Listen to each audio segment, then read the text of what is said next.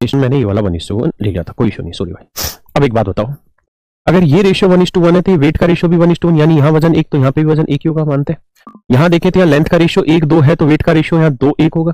इसका मतलब यहाँ वजन एक लटका है, यहाँ 2 लटका है, तो सेंटर पे वजन कितना लटका होगा, 3 लटका होगा, जबकि यहाँ 1 है। इसका मतलब दोनों को सेट करना होगा, वेट को क्या करना होगा, सेट करना होगा। तो यहाँ 1 और 3 क्या वेट मान लेते हैं, यहाँ मान लो 3 किलो वेट लटका है। अगर यहाँ 3 किलो वेट लटका है तो फिर तो यहाँ 2 किलो सही है और यहाँ 1 किलो सही है। लेकिन ये 1 यूनिट 3 किलो है तो फिर यहाँ पे भी क्या लेना पड़ेगा, 3 किलो। इसका मतलब यहाँ पे जो वजन है वो मेरे भाई 3 किलो है।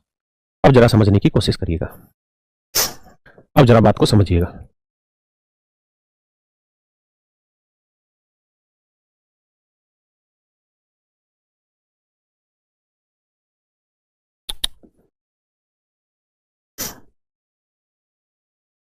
अब आ जाओ भैया, अब यहां था 2 किलो और यहां था 1 किलो। अब देखिए यार, सॉरी, अब बेटा एक बात बताओ, ईमानदारी से सोच समझ के, अगर ये रेशियो 3 और 1 है, इस वजन का अनुपात 3 है और इस वजन का अनुपात 1 है, तो इस लेंथ का रेशियो 1:3 नहीं आ जाएगा? इसमें क्या किसी भाई को दिक्कत है? किसी भी भाई को कोई दिक्कत हो तो मुझे खुल के बता दे। एक बात और भी ईमानदार से बताओ, यहाँ 3 है, यहाँ 1 है। अगर मैं यहाँ सेंटर की बात करूं तो सेंटर पे कितना वजन लटका है, तो आप कहोगे जी 4 किलो लटका है। तो सेंटर पे यहाँ 4 है, यहाँ 2 है, तो इन वजन का अगर अनुपात निकालेंगे तो 2 एकम 2, 2 दूनी 4, यानी यहाँ वजन का अनुपात है 1:2, तो इनकी लेंथ का रेशियो क्या हो जाएगा, 2:1। या लेंथ का रेशियो क्या होगा, 2:1।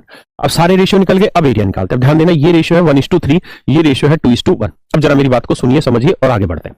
बताओ भाई, आगे बात अगर समझ में आई है तो ये रेशियो ध्यान रखिए 1:3। मेरे बच्चों, ये ट्रायंगल है, बहुत समझ के जवाब दीजिए, बहुत बड़ा सवाल नहीं।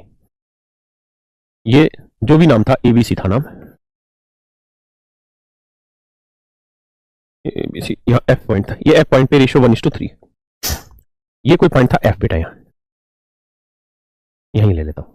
का एरिया एक 360 वर्ग सेंटीमीटर है, तो इस वाली ट्रायंगल का एरिया क्या होगा, सिर्फ ये बता दो। तो आप कहोगे देखो सर, अगर 2 या 2 से ज्यादा ट्रायंगल किसी एक सेम स्ट्रेट लाइन पे ही बेस्ड हो और उनका एक कॉमन वर्टेक्स भी हो, तो ये कॉमन वर्टेक्स भी और दोनों सेम स्ट्रेट लाइन पे भी, तो इनके एरिया का रेशियो वही होगा जो इनके बेस की लेंथ का था। ये एरिया 1:3 है, मतलब साइड बेस का लेंथ 1:3 है, तो इनके एरिया का रेशियो भी 1:3 होगा। तो 1 और 3 4, तो 4 यूनिट है 360 का, तो 1 यूनिट की वैल्यू 90। तो इसका मतलब ये वाला जो एरिया है मेरे बच्चों वो होगा 90 वर्ग सेंटीमीटर। कितना होगा जी, 90 वर्ग सेंटीमीटर। यानी ये तय हुआ कि मेरे भैया ये वाला जो एरिया ए बी एफ, ये वाला एरिया जो है ये 90 वर्ग सेंटीमीटर। कितना है जी, 90 वर्ग सेंटीमीटर। अब मैं इनको मिटाता हूं। अगर ये एरिया आप समझ में आ गया कि 90 वर्ग सेंटीमीटर है, तो एक बात बताओ भैया, तो गौर से अगर आप देखें तो ये भी तो 2:1 में बांट रही है इस 90 वाले एरिया को। यानी अगर मैं यहां पे ये ट्रायंगल बना दूं ऐसे, तो गौर से अगर आप देखेंगे तो ये ए है, ये बी है, ये एफ है और ये ई है, और ये जो पॉइंट था यहाँ पे ये बांट रहा था 2:1 में। तो यहाँ पे भी तो सेम फंडा वही इस्तेमाल हुआ कि इस पूरी ट्रायंगल का एरिया था 90, और 90 में अगर देखोगे तो इन दोनों ही ट्रायंगल का जो एरिया है, ये दोनों ही तो त्रिभुज वो एक ही बेस स्ट्रेट लाइन पे बेस्ड है और इनका एक कॉमन वर्टेक्स है, तो इनका एरिया क्या होगा, उसी रेशियो होगा जिस रेशियो में इनकी बेस की लेंथ 2:1। तो 90 को 2:1 में बांटोगे तो ये एरिया 30 आएगा और ये एरिया 60 आएगा, और आपसे यही पूछा हुआ था कि बी ई एफ का एरिया कितना होगा, तो आंसर आएगा 30। ठीक है जी, आंसर आएगा 30। ठंडी करा दी तुमने इस सवाल में।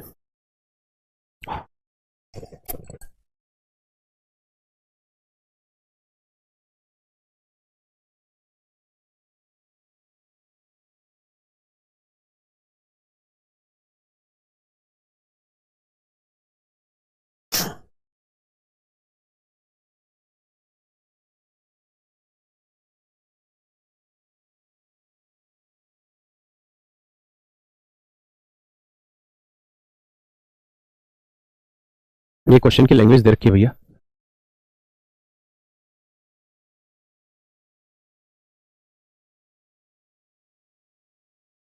ये क्वेश्चन की लैंग्वेज दे रखी है सवाल में, इसमें 360 लिखा हुआ है,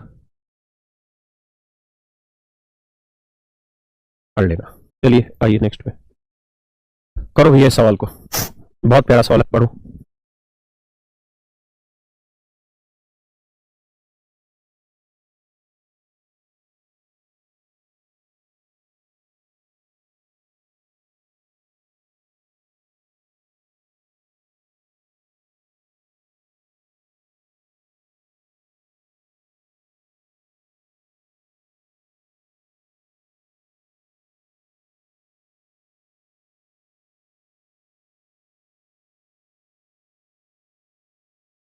कोशिश करो फिर मैं कराता हूँ।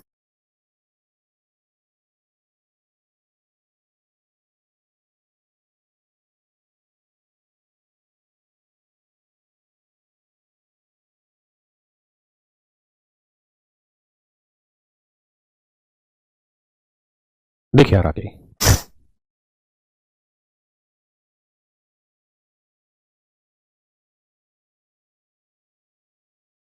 देखिए यार, अगर आप समझने को तैयार हैं तो फिर लड़ लेते हैं।